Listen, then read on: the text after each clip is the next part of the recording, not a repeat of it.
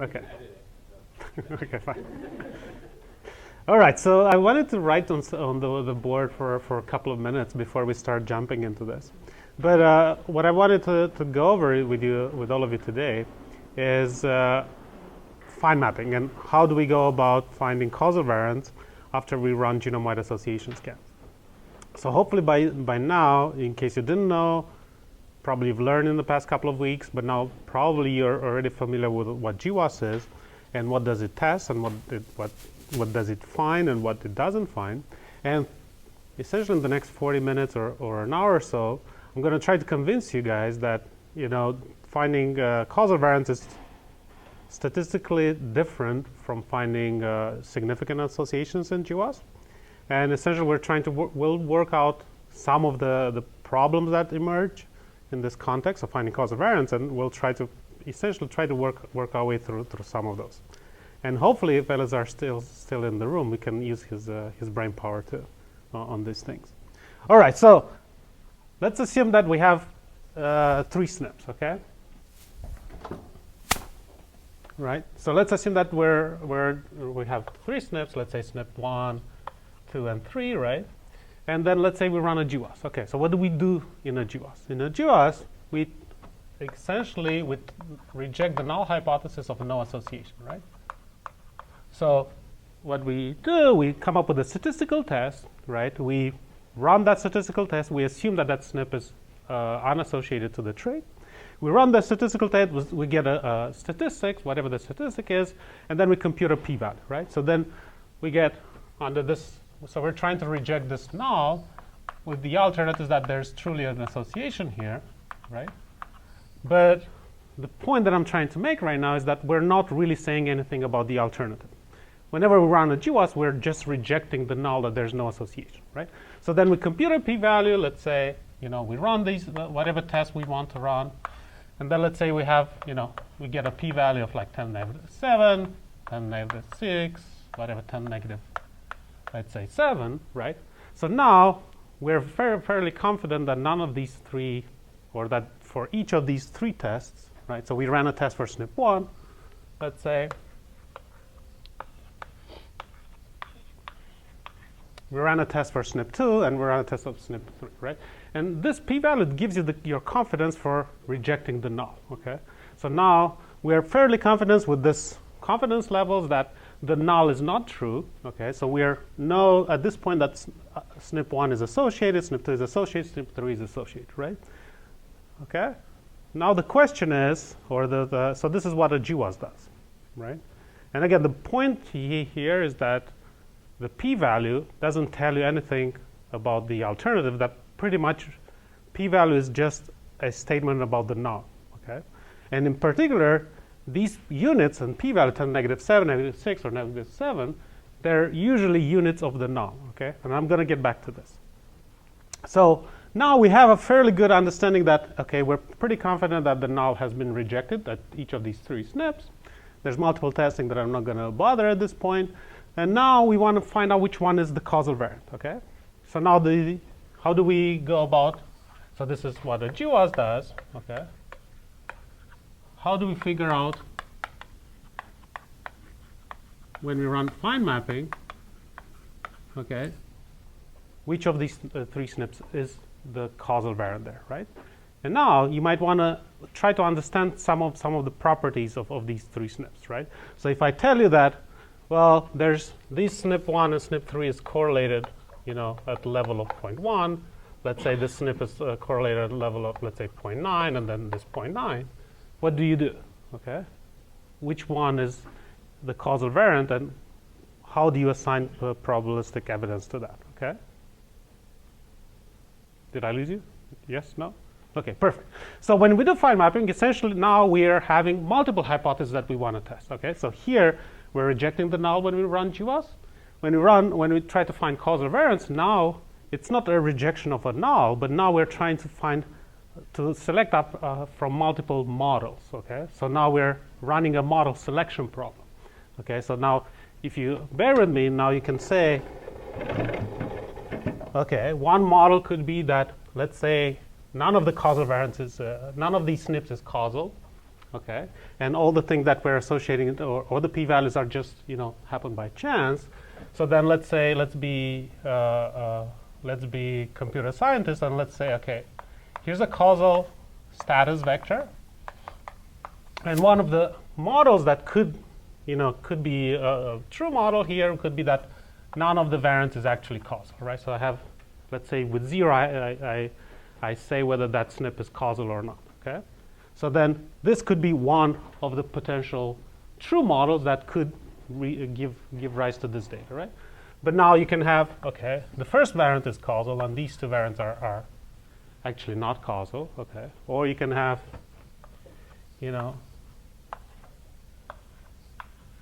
right? Can you have more? Which ones? So you can have, so this is, the SNP1 is causal, the SNP2 is causal, the SNP3 is causal, but now I can have, 1, 1, 0, 1, 1, let's say, 0, 1, 1. Are you assuming that you don't have unobserved variance in the region? Yes, so far I'm assuming that all the data I have is these three variants, okay? And I observe some, let's say, some effect size, and it's standard error for each of them, which gives me this p-value. And the only choice that I want to make is which of these three variants is the causal, and here causal means which of these variants is responsible for these association signals. Okay? Fair enough? So note that in a GWAS, you don't care about that. In a GWAS, you just want to reject the null, and that's it, you're done. Okay? You don't care whether you rejected the null at SNP1 or SNP2 or SNP3 or each of them, right? But if you're interested in the causal variance, so in the fine mapping setting, now you have all these potential models, okay? And now, a natural way to think about how you're going to, figure out which of the causal or which of the model is the right one.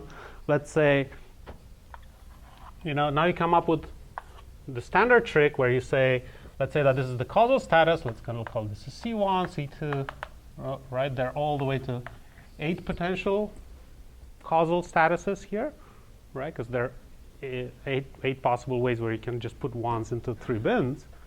So now you can have, for each of these, now you can write essentially the probability of the data, given that the causal status was equal to something, right? Okay. Let's say now you might have some prior, which would tell you maybe I'm favoring more models where there's a single causal as opposed to models where there's multiple causals, right? And that naturally goes into this component of probability of the causal. So here CI is a vector, okay? And now this gives you proportion. Let's say we ignore the constant. That gives you the probability of the CI given the data, okay? And naturally, this is what you would be looking for, right? Do you guys see what I've done here? So essentially now you just look through all these potential, causal statuses and figure out, what's the probability of the data under that model. So now you make an assumption that you know which ones are the causal. Then you write down what is the probability of the data. We'll get back to what data means here exactly. Then you can throw in some priors based on whatever knowledge that you want to assume, and you just plug it in through standard Bayes format, and that gives you a probabilistic assignment which ones are the causal. Yeah, I don't see that. Okay.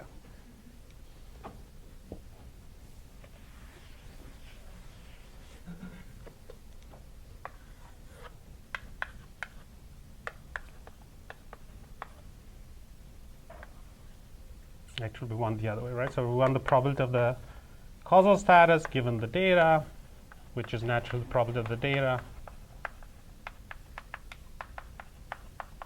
Okay? Can you see it now? All right, so what could be natural ways of throwing in priors there? Who has ideas? Or what will be good ways or reasonable ways where you can set the probability of the CI? Remember, this CI is a vector now.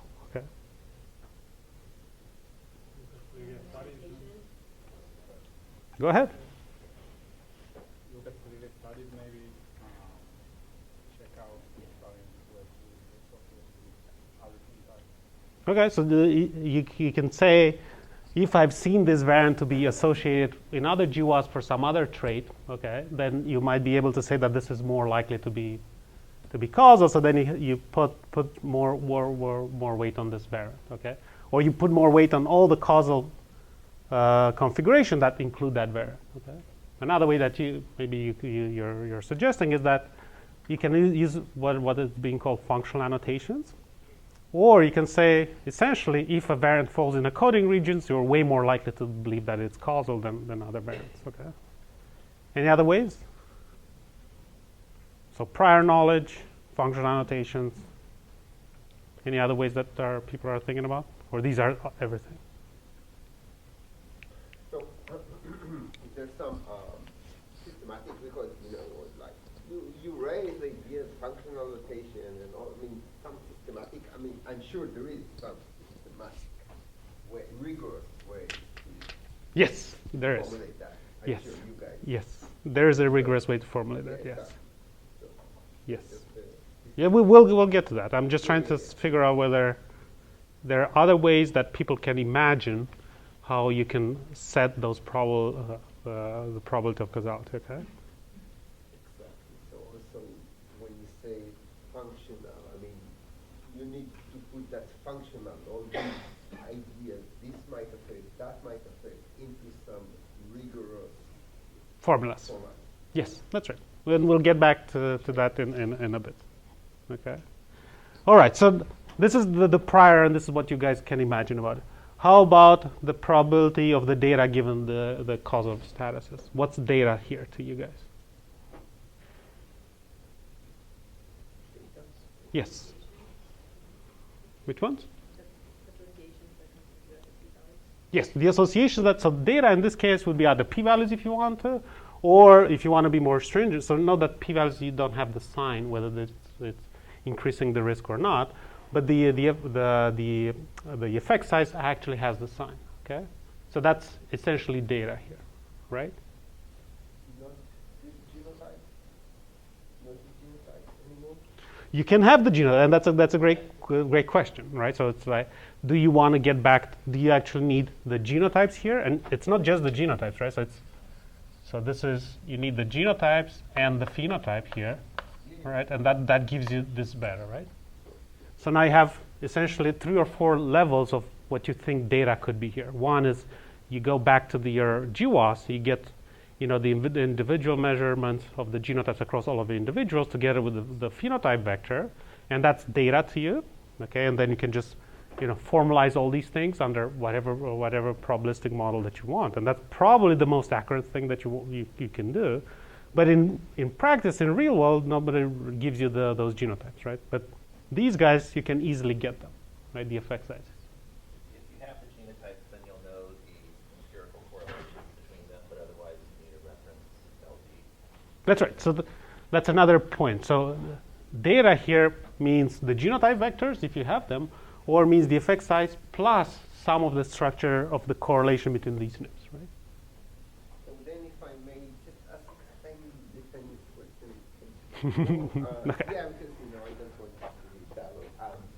You add the genotype, then not anymore you have these terms of functionality. You just have all the data, or coding regions and all this.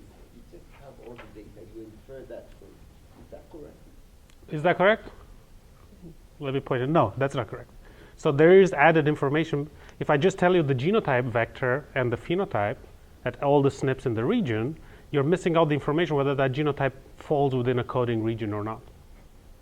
Do you need it anymore? Well, yes, you do. Okay. Because know that how in the probability of the CI, there's no genotype status there. Right? There's no data in this P of CI. That's where all these functional annotations will fall into. And it'll be more clear, okay? So just have that in mind every time that I'll talk. Yeah. Did you have a question there? Or not really? No, I was wondering, what else is it, do you think the PI could be the pathogenetic, like how the SNP, like is it a loss of function? Yes, so it could be, functional annotation is one way to clump everything together, but it's anything that's coming from your genotype data that you have at hand. It's external information, right? So it's whether the variant falls in a coding region or not, whether the variant is rare or common, and whether you believe the rare variants are more likely to be causal or not, whether the variant was inferred by the encode to be more likely to be pathogenic or not, whatever pathogenicity means in this context, right? But it's any other metric, right, that doesn't really depend on the genotype data that you have, that will put these priors on this probability of causality, right?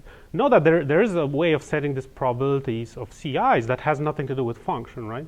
So you might be just inclined to say, I don't buy anything that the encode has done, but I buy the fact that, it's unlikely that all the SNPs are causal, right? So you can put priors under that P of CI that upweight causal vectors that have fewer ones, right? Yes? The CI, is it number of causals or confirmation? Right? So you have to The CI is actually the vector, right? So it's like you would have exactly 8, right? So if it's just the number of causals, you will have, three CIs. But there you have exactly 8 because it matters which one is the causal vector. But yeah, so now if you have those quantities, then you can just do all sorts of interesting things there. Okay. So this is kind of the same type of data, but now real data, okay? So this is, you can imagine, a bunch of SNPs there, this is breast cancer data. People have run an association scan. There's the p-value there. This is the famous FGFR2 locus for breast cancer. It's kind of like one of the first loci was found for GWAS. This is the LD structure, okay? So this is the correlation between SNPs, right? So you see, for example, these two top SNPs there, they are highly correlated, okay? So that means that whenever you're going to observe a significant p-value for one, you're going to observe a significant value for the other one, right?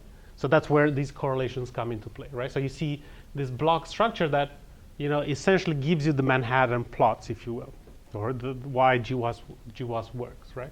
So you see all those 4 or 5 SNPs there, and now the question comes exactly what I was posing to you before.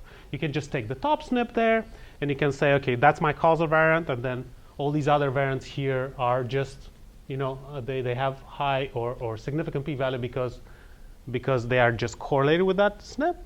Or you can simply model it in a probabilistic framework, okay? And just, this is a tough problem. You should read some of these works that essentially quantify how many samples do you need before you can statistically disentangle 2 SNPs, right? So if you have 2 SNPs that are highly correlated at an R-square of 0.8, then you need, tens of thousands of people for like a very common variant before you can statistically say that one of them is a significant association, the other one isn't after you're conditioned on the first one, and vice versa, right? So the conditional approach requires lots of samples, right? So you need lots of samples, but the point that I'm trying to make here is that you can be less stringent and start thinking about what are you going to do with these variants, right?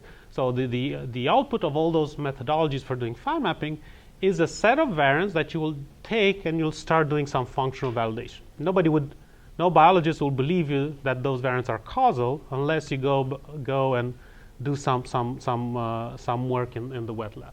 So the way that I like to think about fine mapping is that somebody gives you data about a given GWAS. Here's what it is. This is I think this is again breast cancer. First thing, what you do, you come up with a statistical framework or a statistical methodology where you just prioritize across all these variants, right? So you select a set of variants of SNPs that you do functional validation, and then you test them, right? And now, if you think about it in this optimization framework, a natural way to think about what do you want to optimize here, right? It comes from this 2-step approach, right? So obviously, I can just select all the SNPs in the genome, and if I test each of them, I'm going to find all the causal variants for that particular disease, right? But that's highly unsatisfactory because you're going to test millions and millions of variants. So the goal is, how do you, when you select the set of SNPs, how do you select most of the causal variants within the smallest set of variants, right? Does it make sense? Yes, no? Did I lose you? You have a small question? Did you say in step 1 that you that each one Mm-hmm. then this is still okay. But if you select all subsets or sets of snips, then it is. You see what I mean? Yeah. We have that paper with Eliezer that Okay. instead of say n square pairs of snips, we test every snip separately. Right. There's no pairs here. So all that I'm saying is, That was SNPs in different parts of the genome that are causal. So he's talking about more than one causal SNP. He's talking about it in the same region. Yeah, but combinatorially. There's not that many where it's in the same region.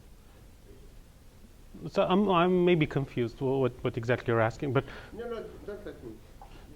let me rephrase what I'm saying. The only thing that I'm saying is, you want to prioritize among all these variants, and you want to put, right, so you want to come up with a prioritization across all the variants that you're looking at based on the association statistics, okay? And then you want the true causal variance to be at the top of the list as opposed to at the bottom of the list, right? Because the idea is that you're going to start functional validating from the top of the list, going downwards on it, right? So you want, if I want to test the top 10 SNPs under this prioritization, I want the top 10 SNPs. I functional validate 10. Let's say I want, as many causal variants to be among those top 10. Right. So there's no pairs. There's no. It may be much simpler than what you're imagining, actually. No, so Okay. Maybe you'll get right. So the goal is to prioritize variance for functional assay. That's another way to cast fine mapping methodology, right? So then the first thing that you might do is to just simply rank them by the p-value, right? So you take all the SNPs, you look at their association statistic, their p-value, just rank order them, and then, okay, that's one way to come up with the prioritization. The problem of that is that if you do that way, then you're going to over-select just one locus in the genome, and then you're going to ignore all the other loci. So if you think about any disease that you can imagine, probably if you think about autoimmune, HLA will have a massive effect. Okay, so then if all the SNP that you're going to start functionally validating will be actually from the HLA. Okay, so you're going to miss out on all the other loci in the genome. Right? Make sense? Yes? No? Okay. So the point is that you're ignoring the correlation structure between the SNPs. Right? That's why you're doing such a bad thing, because you just by chance one SNP will be highly correlated to the disease, will have a strong association. Then all the SNPs nearby would also have a strong association, and then you'll be constantly validating or testing only those SNPs in those loci. Okay. Now, you might think, okay, what's the standard way where we deal with correlations between variables? Well, that's the conditioning, right? So what we do, we just take the top SNP at a given locus, okay, and then we condition on it, and then we ask whether there's extra signal on the next SNP, right? And if there's extra signal, we condition and we go forward with that. That's a procedure that's called iterative conditioning. And the problem with that is that the top variant has essentially you're putting a much bigger prior on the top variant that just happens to come from the GWAS. But if you're missing out on that, then you're never going to find any causal variants, right? So you can run into this idea, into this path where conditioning doesn't give you any causal variants at all, because you just happen to select the wrong SNP to start your conditioning on, right? So the point is that if you need to know what's the order of the SNPs to condition upon them to find the causal variants, but if you know the order of the SNPs, then why do you do the conditioning anymore, right? So all these things is just motivation behind the probabilistic approach that I was outlining there. That is in some way the right thing to do. You don't want to come up with, a prioritization scheme that has, bad outcomes in different scenarios. But you want to write down exactly what's the probability of a given set of variants to be causal under the data, right? And that's what this probabilistic approach is trying to do. And the punchline there is that now you can estimate a probability for every variant in the genome to be the causal variant, okay, or a causal variant. And then you can integrate all this functional annotation, all this nice stuff, and you can integrate it because now you have a probabilistic approach, right? How do we go about doing that? This is kind of what I wrote over there too, which is the probability of a causal configuration is the probability of the all this S bar there is the summary statistic or the association statistics. This C is the causal conversion, that's the prior, and then the total probability of all the SNPs, right? And the easiest thing that people have done, I don't have the citation here, but there's a paper in 2011. Where do I have it?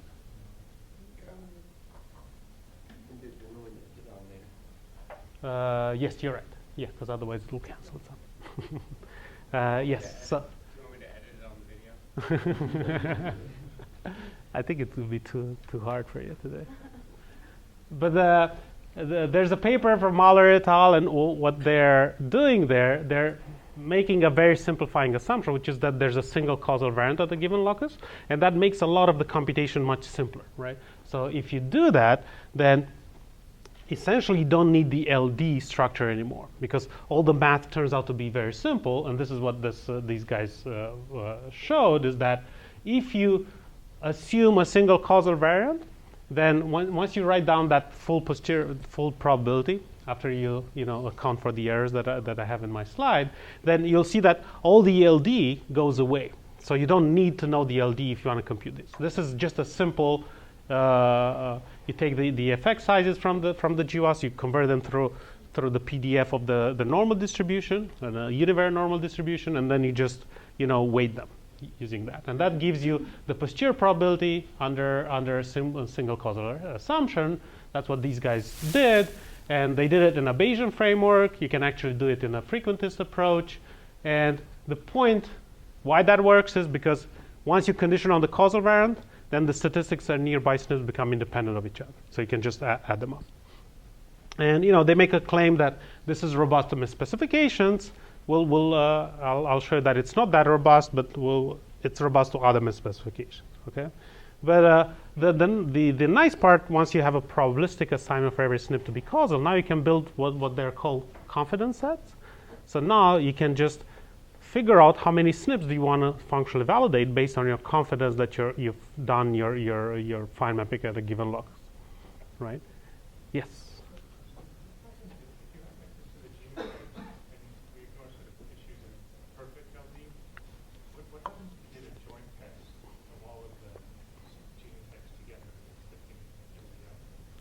I see all the SNPs in the region.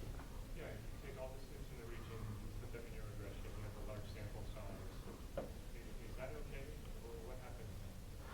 So you put all the, wait, so I'm trying to understand. So we have n SNPs, there's no perfect LD, and then we have our outcome. Mm-hmm. Access to the genotype data, no sort of data quality issues, and you do like a joint test of all n SNPs in the regression at the same time. Right. So when you say a joint test, you're testing that, let's say, all the SNPs. We're looking at the t-tests of individual SNPs in the joint regression. Right. So then, if you do a multivariate, so you might be talking about two things. So one thing is I don't know if that's what you're talking. So one thing is you're testing whether all the SNPs in that region contribute. So your null is that none of them is associated, or you might be doing a multivariate regression to get to condition out the effect of all the SNPs, right? So, right, it's basically all SNPs conditional on each other at the same time. It's like you're investigating individual test statistics of individual SNPs. You sort of gave this example where if you have two SNPs in LD, when you look at the marginal tests, they'll both be associated. Sometimes the Mm-hmm. causal will have a higher value. But if you did a joint test of both of them, wouldn't the causal one be the one that was associated, or maybe not? No. So it's what ends up happening. Well, first of all, I don't know if it's truly a test, or you're talking about estimating the effect size of all the SNPs under multivariate. The test. Conditional. SNP conditional on all the other. That will. But you're testing against the null. When you say a test, you're testing against the null that there's no association, right? Of that SNP. Okay. Conditional on everything else, and then now you're comparing two SNPs at their conditional test on the rest. Okay. Is that conditional on each other? Multivariate regression, but then once you fit that model, you still test the data statistically, right, under the P. Oh, yes, Test, okay. You have beta and standard error for every SNP, and you do a test of whether that beta is different from zero, looking at the wall test, for example, or t-test. Yes, so that in some cases that will have a very bad properties. So let's say that think about the situation where you have a single causal, Yeah. okay, and then you have a SNP nearby that's roughly correlated with it. It's not perfect LD because then things will break down, but it's like let's say 0.9, 0.9 something. Then if you do that, then the effect size will get distributed among both SNPs, okay, right? And if you do exactly what you're talking about, you're doing the right. So then the effect size of that SNP won't be accumulated only on the SNP that has the on the causal SNP, will be distributed among both SNPs, right? And then you'll think that both SNPs are truly the causal variant there. Can you conclude neither of them, right? Because one of your t-tests will be insignificant. Well, yeah. So what can you conclude at that point, right? So are you? That's why I was asking whether this is a test of an association, or are you willing to say, in that case you're not going to provide any prioritization for causal variance? Okay, but the No, actually, what that test does, what Noah suggested, it'll test if you have a lot of confidence that is the causal SNP. That's what it'll give you. So if you're scanning through the genome for SNPs and you're single SNPs you're sure are causal, doing what Noah suggests is not a bad idea. yes. If you don't get any significant results, you still doesn't think that there is 1% Yes, variation. yes. Because there could It's be, not, it's not that powerful as a way to do. Yeah, so I think it's, if I'm understanding correctly, this is kind of going along the lines with this type of, right? So it's not this one. Like that's kind of what's being investigated in this context, but only for two SNPs, right? You're asking whether, if you're looking at the SNP 1, whether that's significant after you condition on SNP 2, right? That's what they're reporting in that approach, right?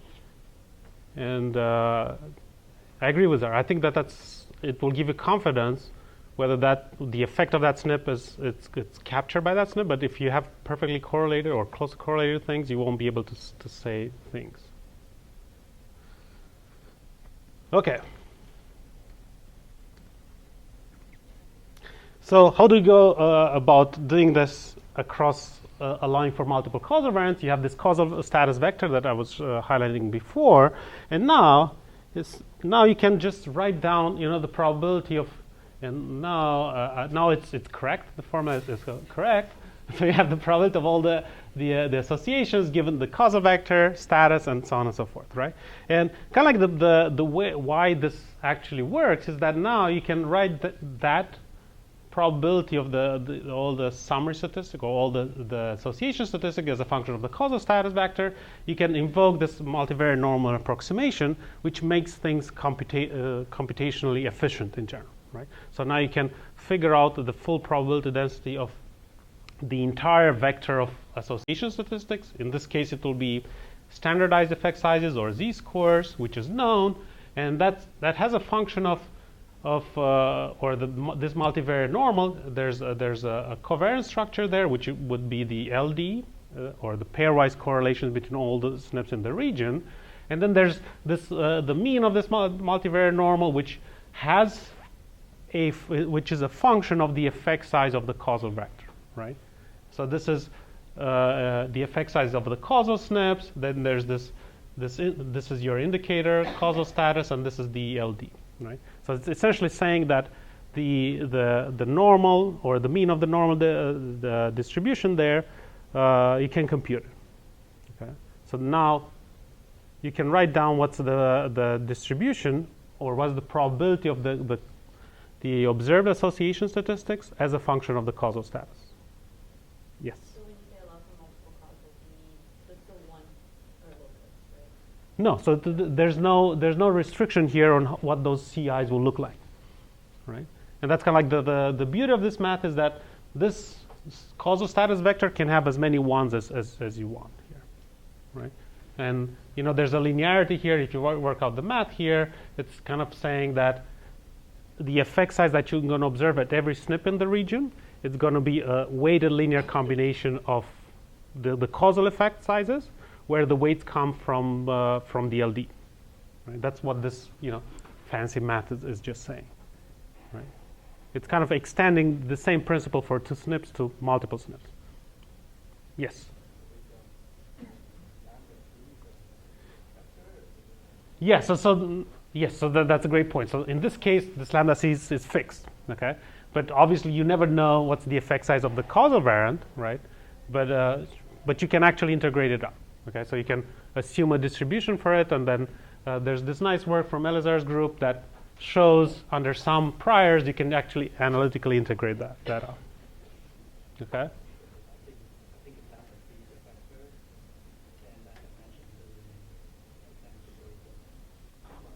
No, so in this case it's a scalar, so it's fixed. In this very simple equation, this is just a number, right? But yeah, you're right. So it's, in practice, you'll have a distribution or prior distribution of this for the effect sizes, which you'll integrate it out. And if you use conjugate priors, then you can actually integrate it out analytically. You can write down what will be the distribution of the z-scores, right? Questions? Well, you guys exhausted all of your questions. Okay.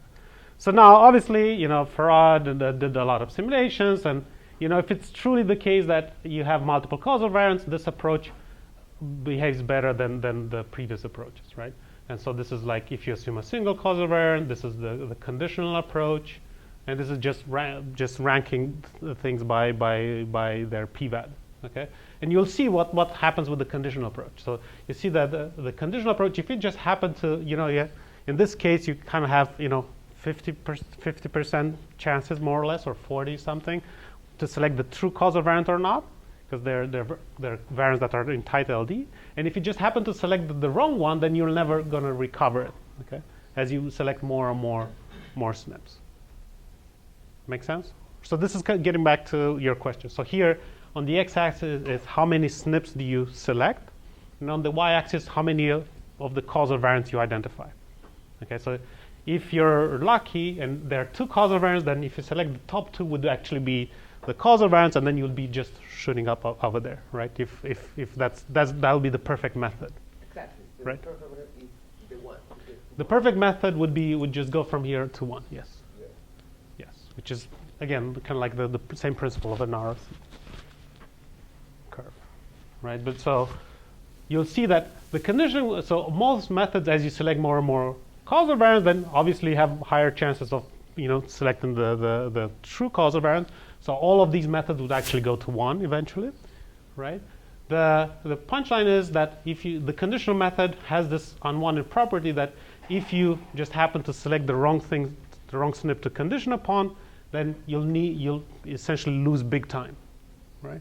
Because you just remove the effect of or part of the effect of the true causal variant, and that true causal variant won't have a much of effect in the conditioning approach. So even this one will converge to 1. The CM will converge. Yes, even that one will converge to 1. Yes, even that one will converge to 1. Because again, what I was saying before is if I select all the SNPs in the region, I will find all the causals, right? So in this case, I don't know exactly how many SNPs were there, but if I just put all the SNPs in the functional testing, I'll just find all the causal variants there, right? That's the principle here. Okay, same principle for 3 causals. I'm not going to go into it. Okay.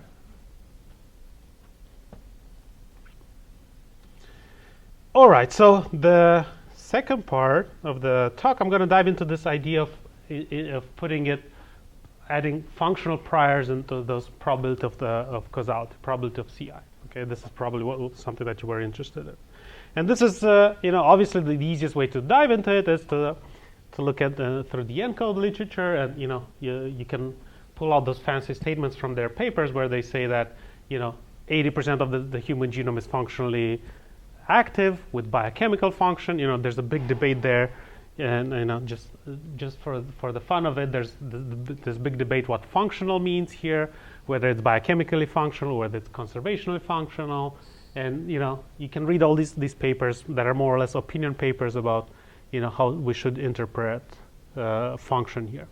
with the idea that the Encode consortium interprets function as, putting some enzymes in the cell and see what pieces of DNA interact with that. Population evolutionary geneticists understand function as things that are highly conserved. And, if you match those, they don't really match out that well. And there's a lot of people that are interested about why they don't match that well. But the way that we like to think about it, or the way I like to think about it, is about function is to overlap these features with GWAS, right? So GWAS gives us a nice perspective into the association between genetics and trait, and anything that would be functional and will have impact to the complex trait, then that's what I call function, right? And here, this is not a principle that we came up with. This is something that the Encode people and everybody is interested in. And here, people have looked at the overlap between all the GWAS signal. Here I'm giving you an example for prostate cancer with all sorts of functional features that come from the Encode. And here is just literally just saying that that GWAS signals are enriched with functional elements, right? So then you can actually estimate this. I'm not going to dive through it, but what you get back, you get something like, regions in the genome. In this case, will be DNA's hypersensitivity sites. You get regions of the genome that are highly enriched with signal for coming from GWAS, right? And the exact details don't really matter. I'm happy to go over them, but you get regions of the genome, and this is a couple of percents in the genome. And these authors here, they make the statement that most of the GWAS hits tend to fall there, right? So this gives us motivation behind how to create those probability of CIs. In this case, it will be saying that you want to upweight causal statuses that have a SNP that falls in a DNA's hypersensitivity site over causal statuses that don't fall in those, right? So how do we actually do that in statistics without actually, with estimating it from the data? Yes?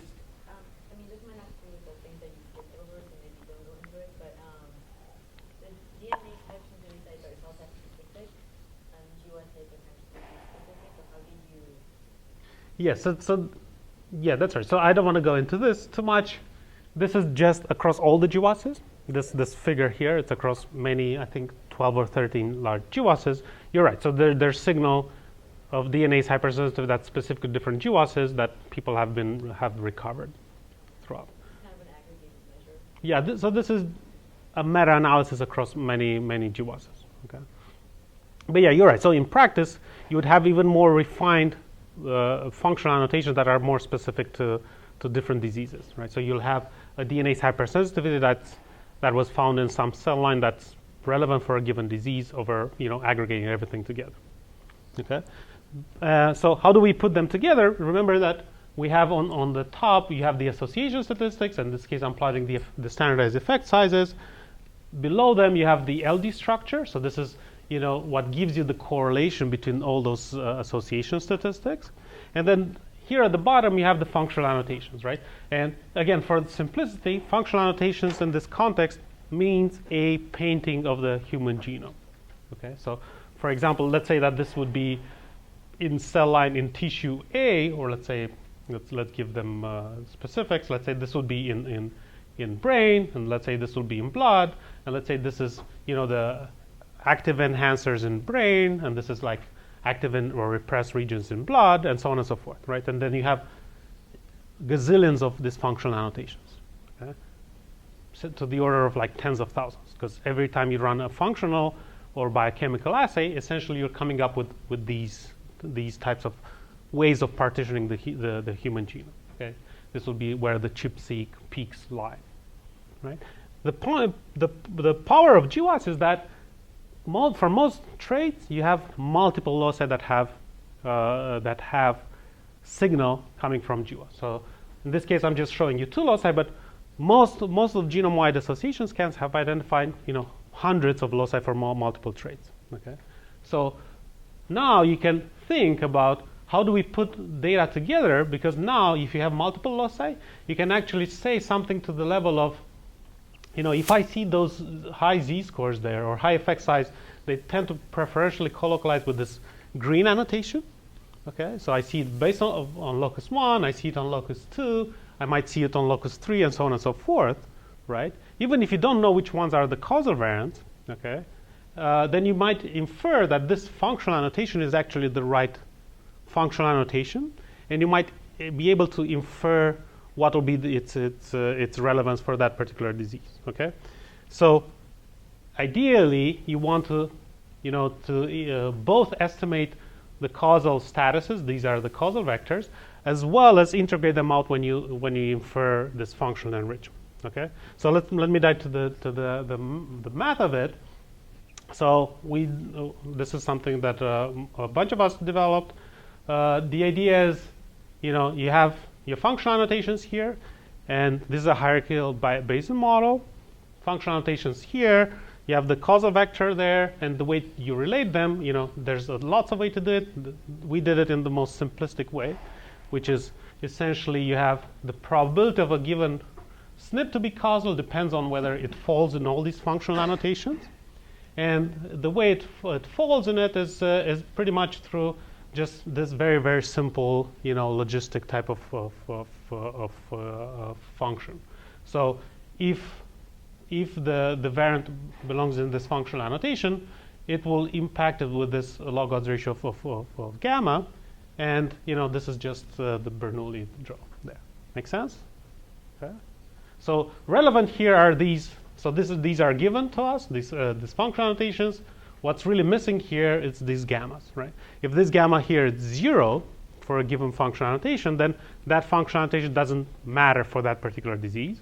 If this gamma is high, then this quantity becomes low, right? So then that functional annotation is relevant for that disease, but it's pushing the probability of the causality towards 0.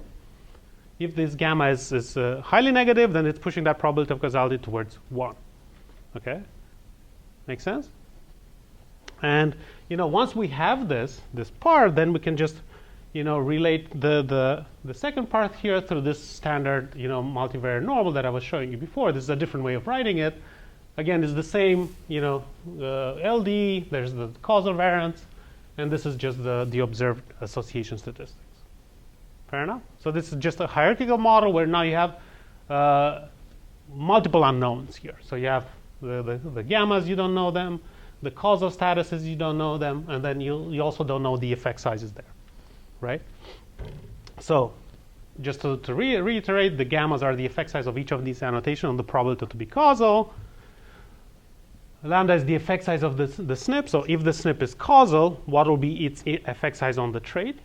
Okay, which is unknown. And then then you have the sigma is the LD of the locus. This is probably the easiest one that you can infer from reference panels, or if you have access to individual level data for that particular study, you can just simply estimate it from the data, right? So these are the two big unknowns here. The effect size, there's very nice work from Elazar's group showing that, if you're willing to make some assumptions on the probability or the prior on those effect sizes, then you can just integrate this out here analytically. So I'm not going to dive into that. The thing that I'm going to dive into is how do you estimate these gammas? Okay.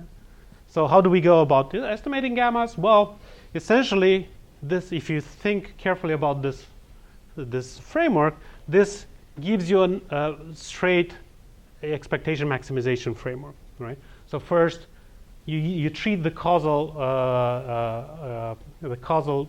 effect size or the causal indicator as the hidden quantity. So first, you figure out what are the causal variants probabilistically. Once you know what are the causal variants, then you can easily estimate these gammas. This is nothing more than just a weighted logistic regression, and then you go back, right? Once you have new estimates for gammas, then you can re-infer this probabilistic assignment of causality, right?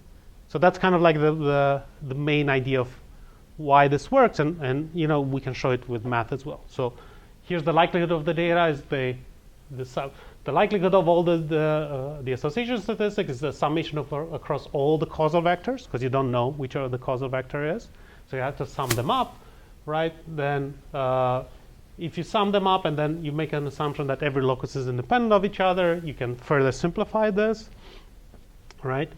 And essentially the Q function from the EM likelihood, you just, decouple the causal variance there, right? So it's like you have the probability of the causal variance depends on this quantity that depends on gamma, and you just go back and forth before first you estimate gamma, then you run weighted logistic regression to estimate the causal status and vice versa. Okay. Did I lose you, all of you? Yes. But still all that is just based on the SNPs that you've already discovered by association studies. Yes, that's right. So all these things is conditional on the SNPs that you have available. Okay. That's right. So if it's like, I think it's related to the question before, but if it's like a linkage mask to SNPs, I will not discover it as causal. So So this procedure doesn't give you the causal variance. This procedure gives you the functional enrichment for all the functional annotations that you have available, and then you'd use that as priors in that optimization on the other side. Okay, but you're right. So this is only contingent on all the SNPs that you have available. So if you don't have a SNP in the data, it's not going to contribute here. So in practice, what we do, we impute to alleviate that effect. So we impute all the SNPs that we have, and second. I think this is what you're saying is, if you have SNPs in perfect LD, they would tend to dilute the signal. Is that what you were thinking about? Yeah, like for example, in the Ballmer effect, where you have like genetic correlation between SNPs, but then in the opposite effect, you just don't discover them in association studies for sure. So. Yeah, so you might be talking about multiple things. So if you have SNPs in perfect LD and they are spread out through multiple functional categories, then essentially you're going to estimate this procedure will give you a bias estimator for the enrichments. Will give you a conservative estimate for the enrichments. That's the one point. The second point is about whether this procedure rediscovers SNPs that have opposite effect sizes. They will go into this procedure correctly. They will be correctly accounted for. This is not a test for association, so it won't really discover those. But if there are something like that, causal effects that are in linkage max, they will go into that summation over there, and that's they will go somewhere here, right? So this is where the effect size of all these SNPs will just add together, and then we'll just go through the LD mask. Right? So they will contribute to that equation, but this is not a test to discover those, so it won't really discover those. If that's what. Any other? Yes.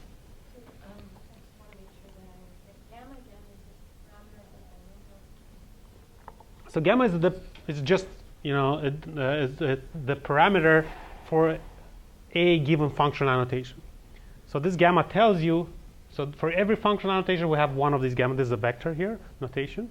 And that goes into this, Bernoulli distribution. It's a parameter of that. Of the distribution, and is it a binomial distribution when it's 1 or 0, causal and non-causal? Yes, it's the Bernoulli distribution, yes. And it's gamma I, where I is the functional. You have different gammas for every section. Yes, yeah, that's right. So you have, this is a condensed form. So here there's a summation. So you have one gamma for every functional annotation, and this is just an indicator whether that SNP falls within that functional annotation or not. So if it doesn't fall, then it's not going to contribute.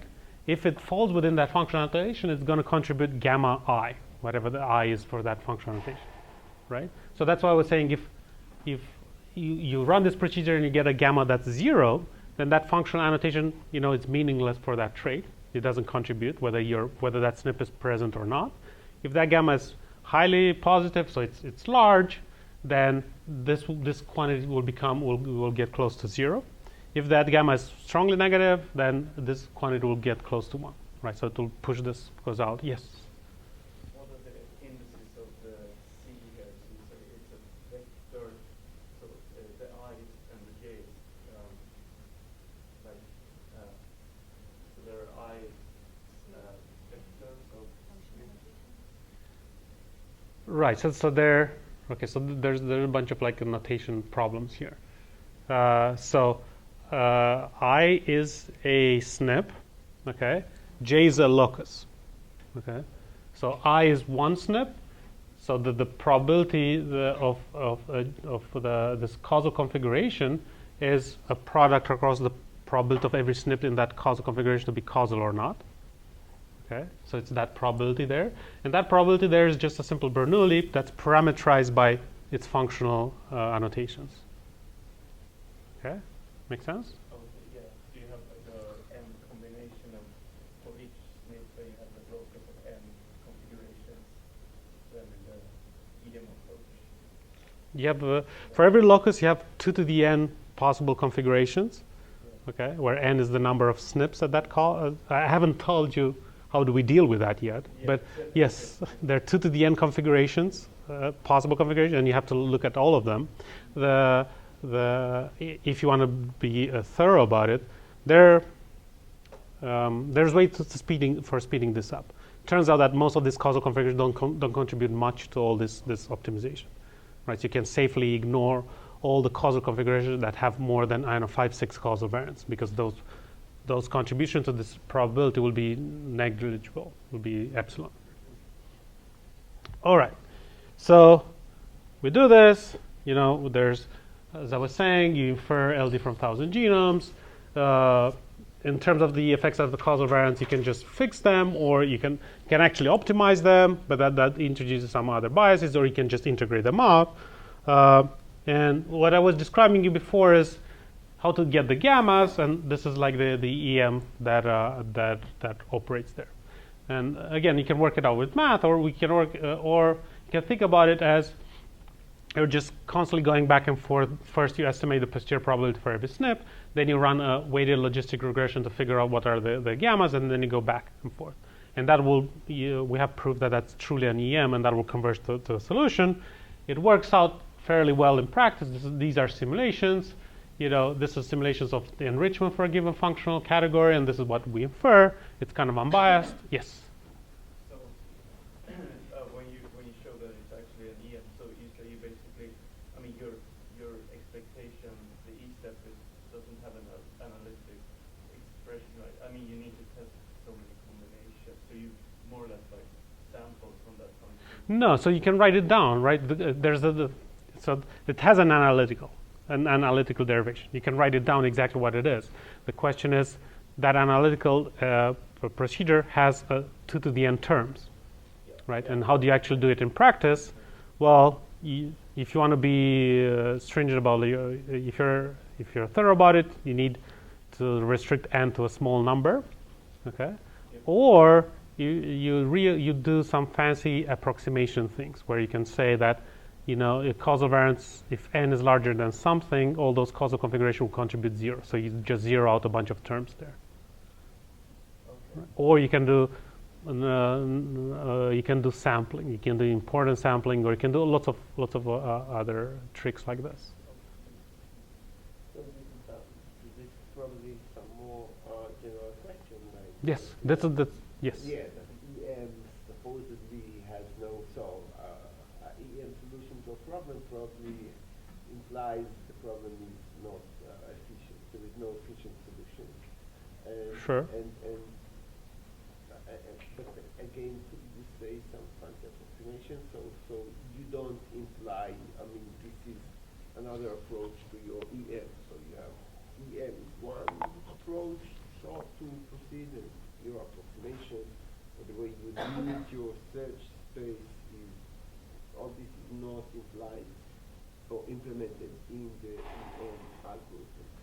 Am I correct? That's correct. So the true EM, you have to look at 2 to the n terms, okay? But obviously that's very computationally intensive. You cannot allow for n larger than something, right? So you need to do some sort of a filtering to reduce n, okay? And the way you reduce n would be either to just look at SNPs that have, a p-value less than something, right? So you just throw away a lot of the SNPs from the data, but that's highly inefficient or highly suboptimal because you're essentially throwing out data. Other ways what you can do, you can just only look at the most important terms of those 2 to the n summation, right? And how do you look at the most important ones? You can just simply, set to 0 a lot of the terms that you think are close to epsilon, Or you can actually do something more principled like importance sampling, okay? Or you can actually do MCMC. You can do all those things, and we've done most of those things. In practice, we don't get any. In practice, actually, importance samples seem to be behaving the best in terms of trade-off between runtime and actually accuracy. But that's a really open question that a lot of people are studying right now. How to look at this 2 to the n. Okay. All right. So I think I'm running out of time, but and I don't know if I want to get too much into it, but obviously this works. 20 minutes of time. Okay, so this works better than the others, and the only thing that I wanted to mention, this is, which is what I was saying at the beginning, the Mahler et al. People, when they come up with this idea of looking at probabilistic way of doing fine mapping, they made a big emphasis about how the method would provide robust credible sets. But this is only the assumption of a single causal variance. So if it turns out if you simulate multiple causal variants and then run their approach, their credible sets will be badly miscalibrated, right? So you look at a causal set that it's supposed to capture 95% of all the causals in the data, but then it's only capturing 70. So this is simulations with 100 causal variants, and this is their size, right? So you see that there's a badly miscalibration happening here because they make an assumption of a single causal variant if you truly have multiple causal variants, right? And this is something to keep in mind whenever you're running fine mapping and you make this assumption of a single causal variant. And as you'd expect, these other methods behave okay. And I'll stop here. I think 20 minutes is enough to go over time.